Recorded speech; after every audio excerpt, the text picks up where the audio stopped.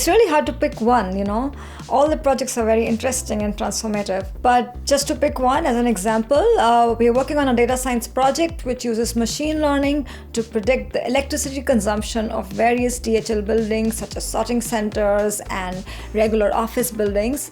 We use historical consumption data, parcel volumes, and even weather data to come up with an accurate forecast for electricity consumption. This forecast helps divisions better plan their energy needs as well as corresponding budgets. The Elevate Internship gives one the opportunity for career exploration and development while learning new skills. In addition, interns get to build their professional network within a diverse and very international environment. Participants also get coaching from mentors such as myself to guide them through the internship and ensure they get the most of it. For me, it is a pleasure to interact with smart, curious, and engaging young professionals.